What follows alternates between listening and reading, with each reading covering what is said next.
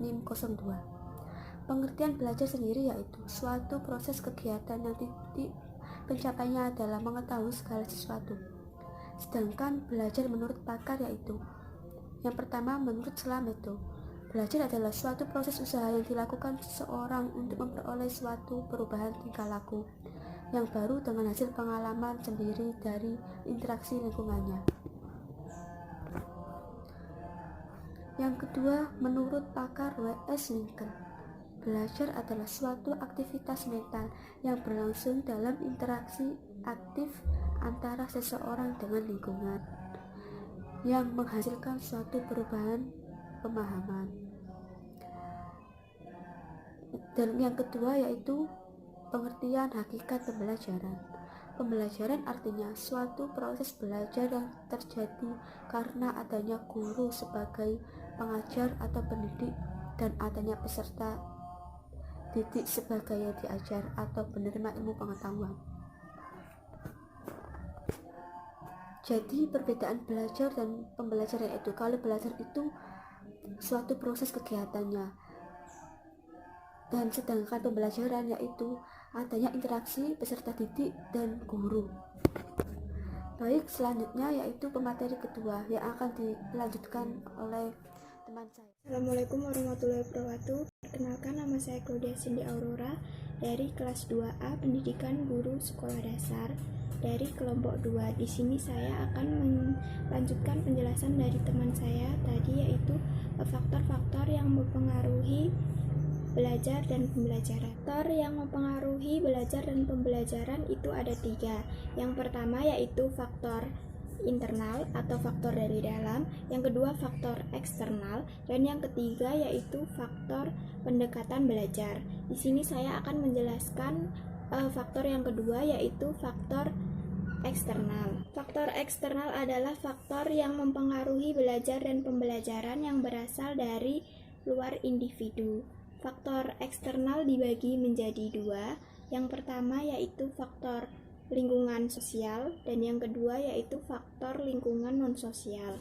Yang pertama yaitu faktor lingkungan sosial. Faktor lingkungan sosial anak sangat mempengaruhi bagaimana sikap anak terhadap belajar.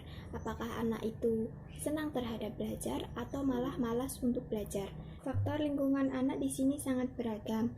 Saya membaginya menjadi 3, yaitu faktor lingkungan keluarga, tempat di mana anak tersebut dilahirkan, kemudian faktor lingkungan sekolah, dan faktor lingkungan masyarakat. Lingkungan keluarga. Kenapa lingkungan keluarga itu mempengaruhi kecintaan anak terhadap belajar dan pembelajaran? Mengapa seperti itu? Karena keluarga adalah tempat pertama anak itu mendapatkan pendidikan. Di sana anak akan dididik untuk apakah anak tersebut menyukai belajar atau tidak. Sebagai contoh, seorang keluarga yang mengerti betul tentang pentingnya belajar akan mendorong anak untuk menyukai belajar. Dari anak tersebut kecil akan didorongkan untuk senang terhadap belajar. Namun sebaliknya, jika orang tua kurang memahami pentingnya belajar bagi anak, maka mereka akan cenderung tidak peduli tentang apa yang akan dipelajari anak, dan hanya itu orang tua juga harus mendukung anaknya untuk belajar. Sebagai contoh, ketika anak sedang belajar, orang tua hendaknya menemani dan mengajari kesulitan yang dialami oleh anaknya, bukan hanya melihat dan membiarkan anak tersebut belajar sendirian, atau bahkan malah hanya akan meninggal anak tersebut dan menonton TV. Selanjutnya yaitu lingkungan sekolah. Lingkungan sekolah di sini adalah guru-guru dan para staf yang mengajar di sekolah tersebut, termasuk juga teman-teman sebaya si anak. Lingkungan sekolah ini juga sangat mempengaruhi bagaimana sikap anak terhadap kecintaan terhadap belajar. Misalnya, seorang anak yang berteman dengan anak yang pemalas, maka mereka akan cenderung menjadi pemalas bersama-sama. Kemudian contoh, seorang anak yang berteman dengan temannya yang rajin, pintar, maka mereka juga secara tidak langsung akan ikut menjalani kebiasaan yang dilakukan oleh temannya tersebut. Kemudian juga para guru. Para guru yang baik akan memberikan contoh kepada si anak untuk senang mendalami materi dan belajar, membaca, dan sebagainya. Selanjutnya yaitu lingkungan sosial. Yang dimaksud dengan lingkungan sosial di sini adalah lingkungan tetangga tempat si anak tersebut tinggal. Bisa sebagai contoh, seorang anak yang hidup di lingkungan tetangganya yaitu santri, maka seorang anak itu akan dituntut untuk mengaji pada sore hari ataupun pada malam hari. Nah, hal tersebut akan membangkitkan semangat anak untuk belajar mengaji, karena tetangga-tetangganya itu pada bisa mengaji. Kalau mereka tidak bisa mengaji, maka anak tersebut akan malu. Yang kedua yaitu lingkungan non-sosial. Lingkungan non-sosial yang mempengaruhi juga sangat beragam. Di antaranya ada kondisi rumah, peralatan, dan sekolah. Kemudian ada faktor cuaca. Kondisi rumah yang dimaksudkan di sini yaitu kerapiannya. Sebagai contoh, rumah yang berantakan, maka anak cenderung akan malas untuk belajar. Dan rumah yang tertata rapi dengan buku-buku yang berbaris, anak tersebut akan merasa senang untuk belajar. Contoh lain yaitu jika seorang orang tua meletakkan tempat belajarnya itu bersebelahan dengan televisi, maka si anak akan enggan untuk belajar, melainkan hanya akan menonton TV. Selanjutnya yaitu peralatan dan sekolah. Yang dimaksudkan di sini yaitu peralatan yang memadai untuk si anak belajar. Sebagai contoh, jika di sekolah tidak ada buku-buku bacaan dan tidak ada buku-buku yang menarik, maka si anak tersebut juga tidak akan tertarik untuk belajar. Nah, contoh lain, jika di sekolah tersebut ada banyak buku pelajaran, buku bacaan, dan buku-buku lainnya, nah si anak akan cenderung untuk senang untuk membaca dan mengunjungi perpustakaan. Contoh lain yaitu ketersediaan media pembelajaran dari sekolah. Jika sekolah jarang sekali menggunakan media-media pembelajaran yang kreatif, maka si anak juga akan merasa bosan. Sebaliknya, jika sekolah mempunyai media-media pembelajaran yang baik dan bagus, dan tidak perlu bagus juga, media pembelajaran tersebut yang pasti harus sesuai dengan materi yang diberikan. Nah, maka si anak juga akan semangat dalam belajar. Selanjutnya yaitu faktor cuaca. Faktor cuaca di sini juga sangat mempengaruhi bagaimana belajar dan pembelajaran kepada anak. Nah, contoh, jika cuaca sedang hujan dan ada pelajaran untuk observasi di luar, maka pembelajaran juga akan dibatalkan dan si anak juga akan kekurangan semangat untuk belajar. Contoh lain yaitu jika terjadinya banjir karena hujan yang sangat deras, maka sekolah akan diliburkan. Nah, di sini jika sekolah diliburkan terus-menerus, maka siswa akan kehilangan semangatnya untuk belajar dan akan hanya senang untuk bermain-main saja, tidak mau untuk belajar. Baik, sekian penjelasan dari saya. Kurang dan lebihnya mohon dimaafkan. Billahi taufik wal hidayah. Wassalamualaikum warahmatullahi wabarakatuh. Assalamualaikum warahmatullahi wabarakatuh. Baik, di sini saya Dian Mayasari NIM 16 sebagai pemateri kedua akan melanjutkan pembahasan mengenai faktor-faktor yang mempengaruhi belajar dan pembelajaran. Dalam kegiatan belajar dan pembelajaran tentu ada faktor-faktor yang mempengaruhinya. Ada yang menjelaskan 2 faktor saja, ada yang menyebutkan 3 faktor yang mempengaruhi dalam belajar dan pembelajaran. Yang pertama, faktor internal, yang kedua faktor eksternal, yang ketiga faktor pendekatan belajar. Nah, di sini saya akan menjelaskan mengenai faktor internal. Apa itu faktor internal? Faktor internal yaitu faktor yang muncul dalam pribadi seseorang dan dapat mempengaruhi hasil belajar individu itu sendiri. Faktor internal tersebut menyangkut 4 komponen utama, yaitu jasmaniah, psikologi, kelelahan, karakteristik pribadi. Dalam kondisi jasmaniah mencangkup kesehatan dan cacat tubuh. Mengapa kesehatan disebutkan dalam kondisi jasmaniah? Karena sehat itu merupakan suatu kondisi di mana seseorang terhindar dari segala macam penyakit. Cacat tubuh merupakan suatu kondisi tubuh yang sedang tidak sempurna atau kurang sempurna dan dapat berpengaruh pada proses belajarnya seseorang. Kedua, kondisi psikologi. Kondisi psikologi mencangkup yang pertama tingkat intelijensi atau kecerdasan. Biasanya ini berhubungan dengan faktor keturunan. Yang kedua, sikap. Di sini berhubungan dengan tingkah laku individu dalam belajar. Dan yang ketiga, minat. Ini adalah kegiatan yang disenangi oleh setiap individu. Yang keempat, bakat.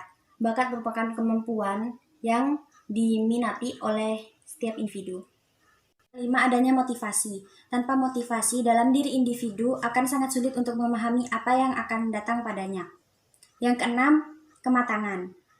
Kematangan di sini maksudnya tingkat perkembangan seseorang itu tingkat perkembangan seseorang untuk melaksanakan kecakapan baru. Dan yang terakhir, selalu siap untuk memberi reaksi. Kondisi selanjutnya yaitu kondisi kelelahan.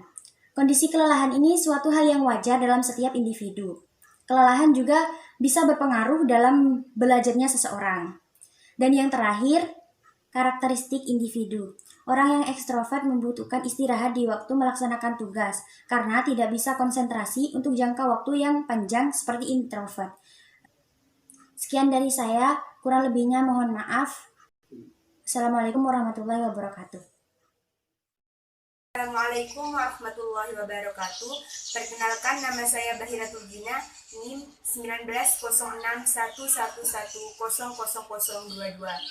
Saya di sini akan meneruskan materi tentang konsep belajar dan pembelajaran, yaitu tentang faktor pendekatan belajar. Baik, selain faktor-faktor internal dan faktor-faktor eksternal bagi siswa, terdapat juga faktor pendekatan belajar yang juga dapat berpengaruh terhadap keberhasilan proses belajar siswa. Dalam sistem pembelajaran, ada beberapa faktor yang dapat mempengaruhi kegiatan belajar, yaitu faktor pendidik atau dosen, faktor peserta didik, faktor sarana dan prasarana, dan juga faktor lingkungan. Yang pertama adalah faktor pendidik atau dosen. Faktor pendidik atau dosen adalah komponen yang sangat menentukan dalam implementasi suatu strategi pembelajaran. Tanpa pendidik, bagaimanapun kondisinya, bagus atau tidaknya suatu strategi, maka strategi itu tidak mungkin bisa untuk diaplikasikan. Karena implementasi suatu strategi pembelajaran tergantung pada apa yang dilakukan oleh pendidik tersebut. Jumlah aspek yang dapat mempengaruhi sebuah kualitas dalam proses pembelajaran, yaitu teacher formative experience, teacher training experience, dan teacher properties. Teacher formative experience meliputi jenis kelamin, pengalaman hidup bagi seorang pendidik itu. Teacher training experience meliputi pengalaman yang berhubungan dengan aktivitas seorang pendidik itu. Dan teacher properties itu meliputi tentang segala sesuatu yang berhubungan dengan sifat yang dimiliki oleh seorang pendidik itu. Yaitu faktor peserta didik. Faktor peserta didik adalah seseorang yang unik dan berkembang sesuai dengan tahap perkembangannya sendiri melalui seluruh aspek kepribadiannya. Akan tetapi, perkembangan masing-masing anak berbeda, pada setiap aspek tidak selalu sama. Seperti halnya dengan pendidik, faktor-faktor dapat mempengaruhi proses pembelajaran dilihat dari peserta didik tersebut, yang meliputi aspek latar belakang dari peserta didik tersebut. Pada peserta didik dan penampilan dari peserta didik di dalam kelas juga merupakan aspek lain yang dapat mempengaruhi proses pembelajaran. Dapat ditemukan peserta didik yang aktif atau hiperkreatif, dan dapat juga ditemukan peserta didik yang sangat pendiam, dan juga dapat ditemukan peserta didik yang memiliki motivasi rendah dalam belajar. Semua itu sangat berpengaruh terhadap proses pembelajaran di dalam kelas. Ketiga adalah faktor sarana dan prasarana. Sarana adalah segala sesuatu yang mendukung secara langsung terhadap pembelajarannya. Misalnya, dari sebuah media pembelajarannya, alat-alat pembelajarannya, perlengkapan sekolahnya, dan semua yang menyangkut sarana yang ada di dalam sekolah tersebut. Sedangkan prasarana adalah segala sesuatu yang secara tidak langsung dapat mendukung proses pembelajarannya. Misalnya, jalan menuju sekolah, kamar kecil, dan semua yang menyangkut prasarana yang ada di sekolah. Faktor lingkungan. Dari faktor lingkungan tersebut, ada dua faktor yang dapat berpengaruh pada proses pembelajaran, yaitu yang pertama, faktor organisasi kelas. Organisasi kelas yang terlalu besar akan menyebabkan kurangnya keefektifan untuk mencapai tujuan pembelajaran. Belajar yang besar dalam satu kelas akan menyebabkan sumber daya kelompok akan semakin bertambah luas, sehingga waktu yang tersedia terasa sangat sempit. Kelompok belajar akan semakin kurang karena memanfaatkan sumber daya yang ada. Kapasitas belajar peserta didik cenderung menurun karena dari kelompok terlalu banyak memberikan pelayanan terhadap peserta didik yang lain. Kelompok yang semakin banyak akan berkecenderungan terhadap yang lain, karena peserta didik dipaksa menunggu untuk maju mempelajari pembelajaran yang baru, dan anggota kelompok yang terlalu banyak akan berkecenderungan tidak aktif dalam sebuah kelompok. Kedua, yaitu faktor iklim sosial psikologi. Faktor iklim sosial psikologi dapat terjadi secara internal maupun eksternal. Faktor iklim sosial psikologi secara internal adalah hubungan antara orang yang terlibat di sebuah lingkungan sekolah. Sedangkan faktor iklim sosial psikologi secara eksternal adalah keharmonisan hubungan antara pihak sekolah dengan dunia luar. Sekolah yang punya hubungan baik secara internal dan eksternal, maka akan menguatkan kualitas pembelajaran peserta didik di sekolah. Assalamualaikum warahmatullahi wabarakatuh. Perkenalkan, saya Eksa Ayu Setiarini, NIM 1906111000028. Di sini saya akan menjelaskan tentang pembelajaran berbasis komputer. Pembelajaran berbasis komputer adalah pembelajaran yang menggunakan komputer sebagai alat bantu agar peserta didik tidak bosan saat pembelajaran berlangsung. Media-media yang dapat digunakan dalam pembelajaran berbasis komputer adalah yang pertama, ada PowerPoint. Dengan PowerPoint, guru bisa membuat bahan ajar sekreatif mungkin agar peserta didik semangat dalam mengikuti pembelajaran. Yang kedua ada video. Dengan video, guru bisa menampilkan animasi-animasi yang tidak keluar dari penjelasan dengan materi yang akan dijelaskan oleh guru. Yang ketiga ada internet. Internet ini tidak hanya digunakan oleh guru, peserta didik pun bisa menggunakannya juga. Ada pentingnya pembelajaran berbasis komputer. Yang pertama bagi guru, yakni dengan adanya pembelajaran berbasis komputer ini sangat mendukung sekali dengan kurikulum 2013, guru sebagai fasilitator. Yang kedua, guru bisa meningkatkan variasi metode pembelajaran. Yang ketiga, guru bisa meningkatkan kreativitasnya dalam kegiatan belajar mengajar menggunakan media komputer ini. Kemudian ada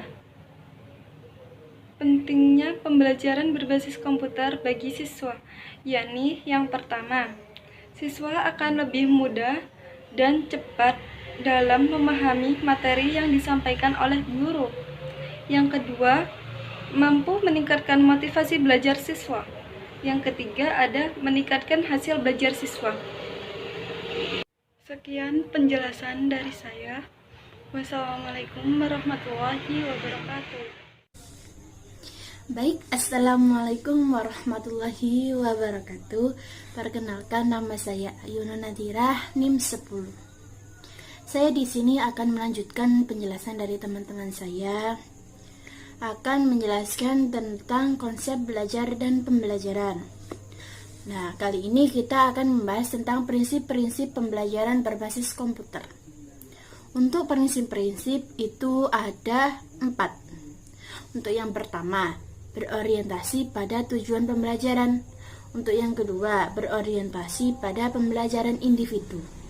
Untuk yang ketiga, berorientasi pada pembelajaran mandiri. Dan untuk yang keempat atau yang terakhir, kita akan membahas berorientasi pada pembelajaran secara tuntas. Untuk yang pertama, yaitu pada prinsip pembelajaran berbasis komputer, kita akan membahas tentang berorientasi pada tujuan pembelajaran. Nah, apapun modal atau metode yang akan kita pilih, seperti praktis ataupun tutorial, kita harus mengacu kepada tujuan pembelajaran. Karena di setiap pembelajaran pasti memiliki tujuan. Betul kan? Betul. Nah, untuk kali ini tidak hanya tujuan pembelajaran, kita akan mengacu kepada kompetensi-kompetensi dasar dan indikator yang harus kita capai di dalam pembelajaran. Nah, untuk yang kedua, kali ini adalah berorientasi pada pembelajaran individual. Nah, di dalam proses pembelajaran berbasis komputer ini, siswa diharuskan untuk belajar secara individual. Tidak perlu orang lain. Siswa harus belajar secara individu. Dalam hal ini, siswa juga bisa mengeksplor pengetahuan yang dia miliki sesuai dengan kemampuannya. Untuk yang ketiga adalah berorientasi pada pembelajaran mandiri. Nah, maksudnya kan di prinsip-prinsip pembelajaran berbasis komputer ada prinsip pembelajaran secara individual. Nah, dengan individual, siswa harus belajar secara mandiri. Nah, dalam hal ini, guru hanya sebagai mediator atau fasilitator dalam pembelajaran siswa. Siswa akan belajar secara mandiri di dalam laboratorium komputer tentunya. Nah, untuk yang keempat atau yang terakhir, kita akan membahas tentang berorientasi secara tuntas. Nah, jika siswa ada dikasih soal atau pertanyaan, dia akan menjawabnya tentunya, ya kan? Nah, jika ada pertanyaan yang belum dia pahami atau pertanyaan yang salah menurut kita sebagai guru, nah, siswa bisa membuka kembali uraian-uraian yang telah ia pelajari. Dengan dia belajar kembali, dia membaca kembali, membuka kembali uraian tersebut, siswa akan bisa lebih mengerti, bisa lebih paham. Nah, dengan dia lebih paham, siswa akan bisa mengerjakan pertanyaan ataupun soal yang kita berikan dengan tentunya dengan. Nah, itu adalah prinsip-prinsip pembelajaran berbasis komputer dari kelompok kami. Sekian dari kelompok kami, kurang lebihnya kami mohon maaf. Wassalamualaikum. Dengan tentunya dengan benar, ya kan? Nah, itu adalah prinsip-prinsip pembelajaran berbasis. Nah, itu adalah prinsip-prinsip pembelajaran berbasis komputer dari kelompok